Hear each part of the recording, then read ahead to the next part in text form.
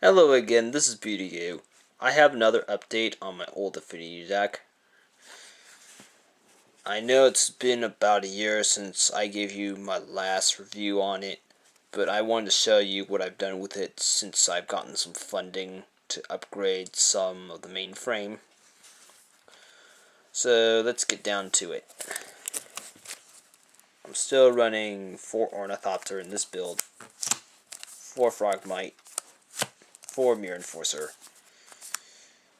Pretty basic since it was first introduced back in 2003.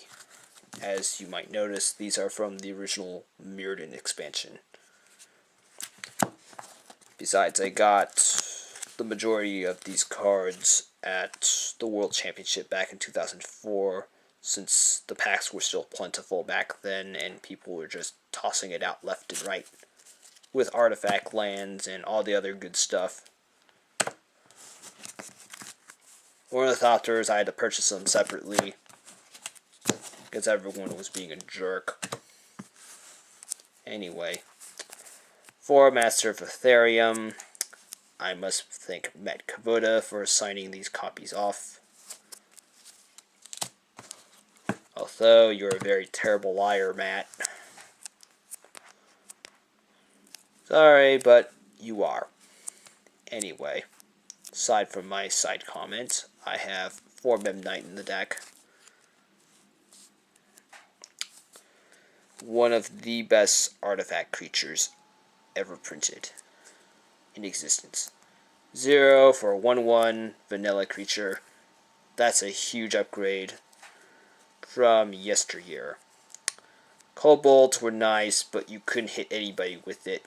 With these, you could hit everybody with it.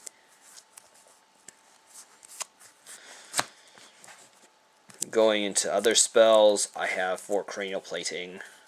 I also got these at the World Championship in 2004. Painting, I don't know who has it right now, but it was up for an event if you won that one. Mox Opal, I'm sporting 1. My friends and I must thank Volcan over in Germany for signing this one off via mail.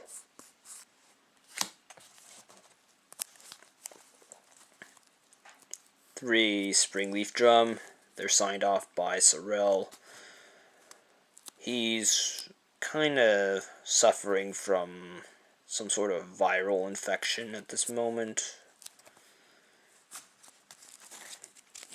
If you ever meet him at any events or off the street or even at the grocery store, please give him your money to keep him around.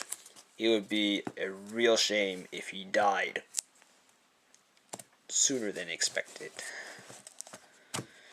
And of course, I do listen to your comments as long as you're not trolling them. I replaced the Ravagers and the Disciple of the Vaults with other stuff, as you may notice. The Springleaf Drums right here were the first few that replaced those 8 cards. 3 of 8, of course. Because I needed faster mana with creatures. And after testing it out a dozen times, I finally figured out that it was very, very, very, very, very efficient than I had originally anticipated. So I must say I was wrong when I first looked it over. Aside from that, I have 3 Tezzeret Agent of Bolas. Alexei told me about this particular piece when I met him. You could watch that interview video over on my channel. You'll need to dig it up. Unfortunately, since people kept trolling the comments section to that video, I had to shut it off. So if you'd like to leave feedback on that video, you now have to make a video response. I'm sorry, but trolls have to ruin it for everybody. He said something about the silver hair. He said that when Anthony Francisco did his take on the first Tezzeret, he said that he didn't get the silver hair correct from the concept. So when Alexei got the okay from the administration, if you can take a look at the silver hair and all that fine detail.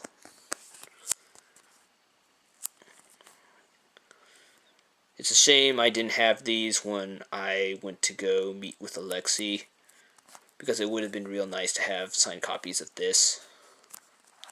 I hope he does visit the San Francisco area again. He's going to the workshop down in LA, if you plan to go to that massive black workshop. And I hope that he updates his main page real soon, because it's been in disrepair for about how many years? Oh right, 5 years.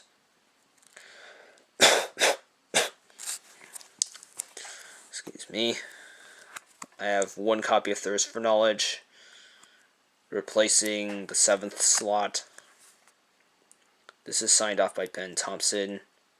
My friends and I must thank Ben Thompson for signing this copy off. Got this for cheap money when the price was still right. I have 4 copies of Thoughtcast. These were all signed off at 4 different times by Greg Hildebrandt, one of the surviving Hildebrandt brothers. It's a shame to what happened to Tim. He died from complications from diabetes.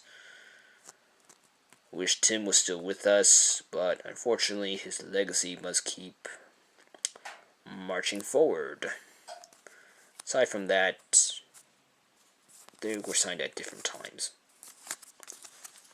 because Greg's kind of stuck up when it comes to playsets being sent. Well, you could thank idiots for ruining it for everybody else. But aside from that, I'm still running 4 Galvanic Blast. Finisher, removal, most of your stuff is going to be about 4 toughness at most. It's rare that you'll kill something with 5 toughness, requiring you to kill something with 2 of these, but usually it's about 4 toughness at most. So you can shoot out a Angel of Restoration. And of course, we're now into our lands. 4 Glimmer Void, 4 Seed of the Synod, 4 Great Furnace,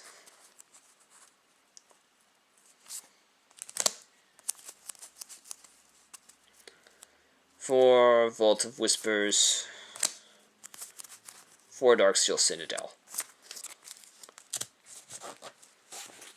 Let's review the deck one more time. I have Darksteel Citadel, Vault of Whispers, Great Furnace, Seed of the Synod, Glimmer Void for lands.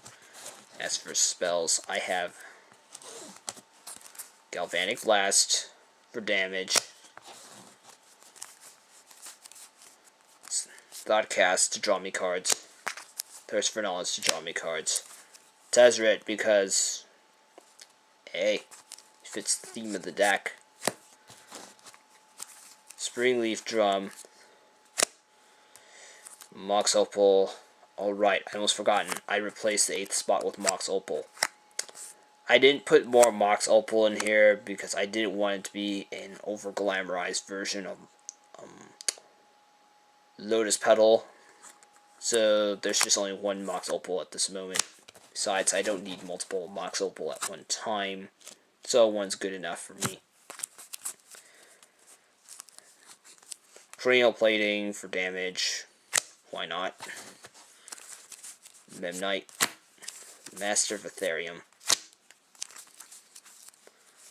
Mirror Enforcer, Frogmite, and Ornithopter. If you enjoy my videos, enjoy my rants, and enjoy my personality and some of these deck reviews, please hit the subscribe button, comment, rate, post video responses to this video. I'd very much appreciate it, and if you like, you can call up Versus Games and tell them to sponsor this channel so I can keep doing all this type of stuff. Thank you, and have a good day.